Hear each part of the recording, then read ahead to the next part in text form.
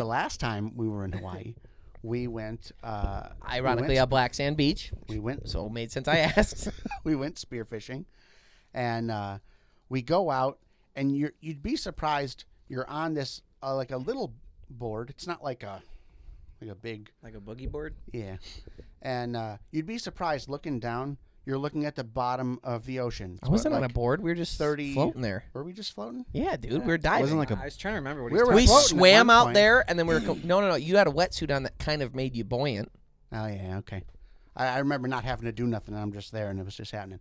It's called floating. But anyways, 101. So you're looking down at the bottom of grade the camp, ocean, you loser.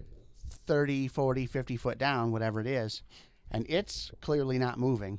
And because you're looking at it, you don't think you're moving, but you're actually moving with the waves pretty good. I didn't know you could get seasick in the water. Your body is moving and you don't feel it.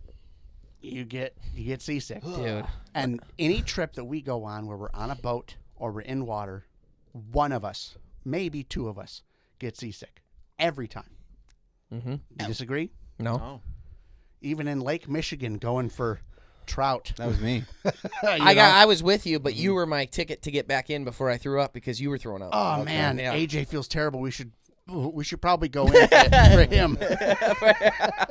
No, I got so seasick and I was so thirsty and I had so much salt water and we were either treading water or full on spearfishing for a couple hours. Yeah. And it's like my wetsuit was so hot. Yeah. Like it was like would have been sweating like crazy. Yeah. Just couldn't feel it. Like inside that wetsuit, mixed with being seasick, mixed with being more thirsty than ever before because I gulped water on accident the one time. So it's full of salt. Dude, thought I was gonna be okay because Steve had water. I go, "Can I have some water?" He goes, "Yeah, sure." Hands it to me, squirts a huge thing in my mouth. And I'll never forget.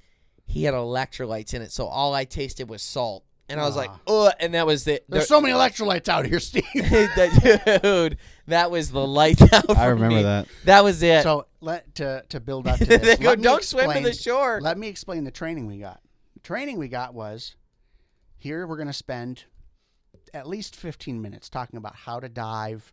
You got to relieve pressure in your ears and nose every 3 seconds. You're going down so that you don't blow out your eardrums.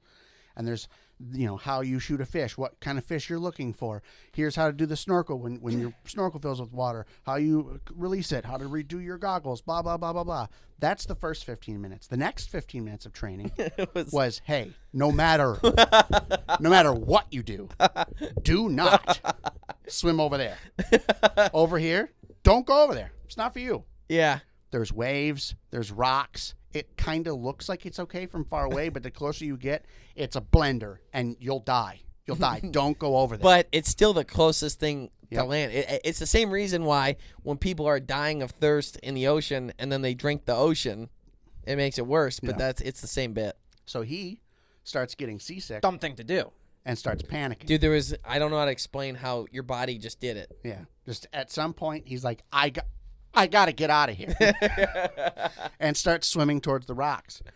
Steve sees this and goes, hey, don't go over there. And when he doesn't respond, just is still booking it straight to over there, Steve manages to go around him and get to in front of him by those rocks first to try and stop him. I wasn't having it. Kyle slightly veers away from him to continue going towards those rocks. He was just in the way. Steve, I don't know how. He managed to get up on... Steve's on a kayak. On land. That's right. He's on a kayak. He managed to get up on land and try to better facilitate this. Meanwhile, I'm chasing him because I feel fine. He's the one on this trip. Dude, I'm dying. I'm so hot. I'm parched. I threw up in the water. Yeah. To get lucky, I got my snorkel off. Then I can't see. I got water in my goggles. I'm slashing towards the shore. People are in my way yelling. So I'm going to throw up again. I get to him right when he gives up. And I don't know if he gave up because I saw you. I'm here now. Yep. Yeah, he'll handle me. Handle me, sir. And he just went.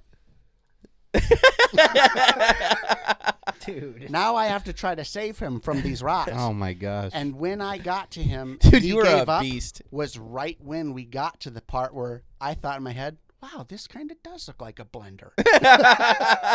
There's all these rocks, and as the waves crash into them, it crashes, and one goes this way and one goes that way, and then they come back down, and now there's a whirlpool, and it's part of the reason I gave up because it was certain death.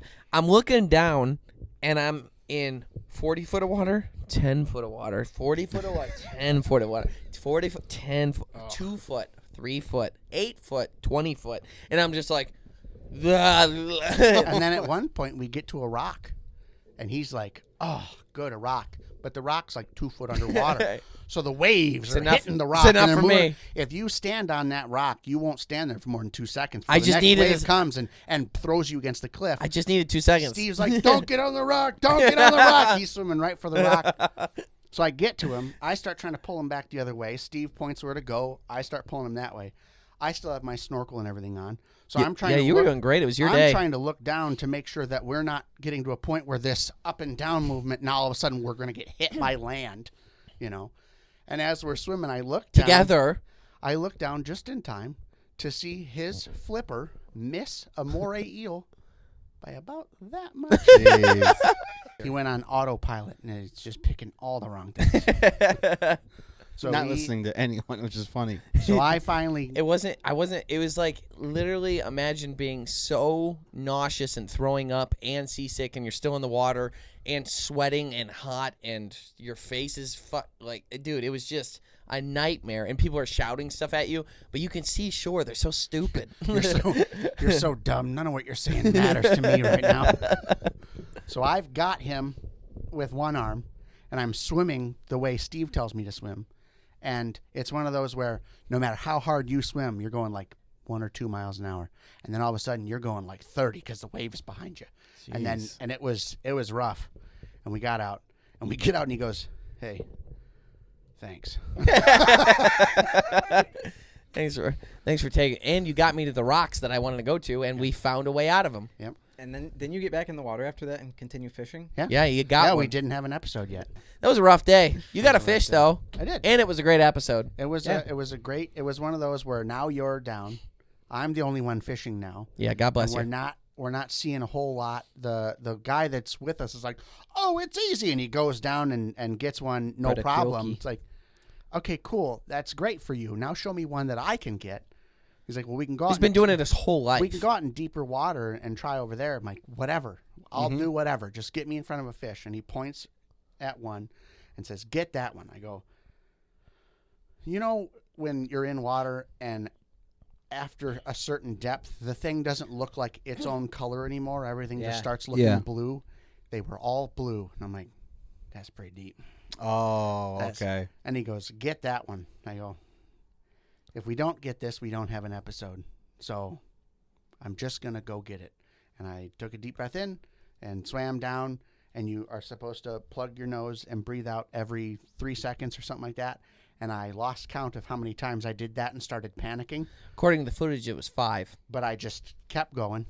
Once you're underwater for long enough, you start panicking no matter what. It is weird, like when you're down that deep too, because you know that you can't just solve it. Yeah. And that is something. You're one way. And you look out. Gotta get there. And you look out in the water, and it's like, I can only see so far, and anything could be beyond that. And I have no idea what's out here. Oh, you're giving me the chills. So I get down, and I put the thing out like I did 10, 15 times before that. I got scared, turned it around, put it in my mouth. And I shot, and it hit it. I went, yeah, underwater, and then realized that was the last of my air as I watched my air go. So I tried to catch it. And then got up to the surface. Wow. And got a fish. It was neat. That was awesome. Yeah. Didn't you hit one and it bounced off the fish? That was a different trip. Okay. That was off of Santa Barbara. Yeah. Okay. That's the only place where I shot a fish, and that's what happened to me. Yeah. The guy goes, you can take this one. This one is the one my son uses, but it still gets him. So and I found when he goes, oh, shoot that one. It's huge. And the fish was, I don't know what kind of fish it was because I have no idea because it's the ocean. It could be anything. This thing had to be at least like this big, and it was like a fat fish. And I shoot it, and it goes, dunk. And the fish doesn't even like, and run away. It like kind of goes. That was when I reloaded a spear gun and went, Yeah. That's so insulting. The fish doesn't even care. Yeah. Oh man. Womp womp. Well, we've been set up pretty poorly with spear guns historically too. Like That's very Yeah. true. we always get snickle frits. Yeah.